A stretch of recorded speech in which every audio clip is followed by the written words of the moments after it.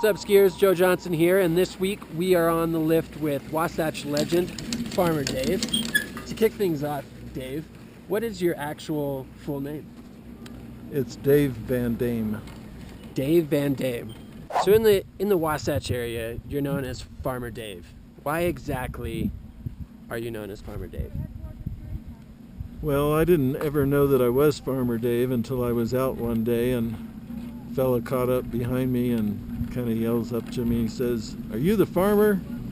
And I said, "No." And he looked puzzled and he said, "Well, aren't you the guy with the fish scales on his skis? And aren't you the one that skis, side by side and spoons his tracks?" I said, "Yeah, that's me." He says, "Well, we call you the farmer."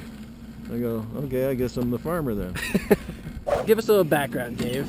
Where did you originally come from, and how long have you been in Utah? Well, I started skiing when I was about 14 in Pennsylvania, and after that I moved to Delaware, and I was driving up to the Catskills every weekend to ski up at Hunter Mountain. And it didn't take me too long to figure out that I could spend a lot less money and get a lot more skiing if I lived someplace closer to the mountains. And so as soon as I could, I moved to Utah, and that was in '73, and I've been here ever since. So since '73, you've been skiing at Alta every year since then?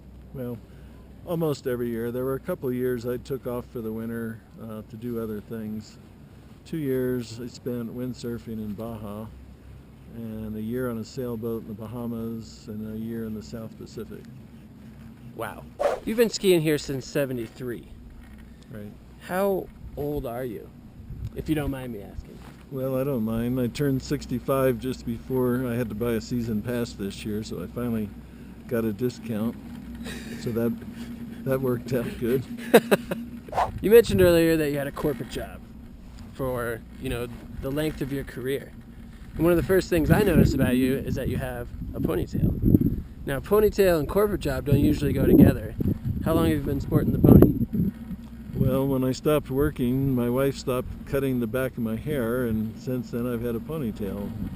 I can't get back there, so whatever she does with it, that's what I have. If you were to put a number on the most days you've ever skied in a year, what would that be?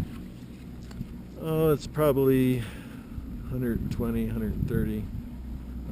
One year, when I did count, I had 89 powder days. 89 powder days. And on the topic of those other things, you mentioned some trips that you've taken. Where lifts off some of these places just to make us jealous. What are some of the other places that you've went? Well, this past fall I went to Cambodia and Vietnam. The fall before that I went to India. These are mostly 3 to 4 week trips.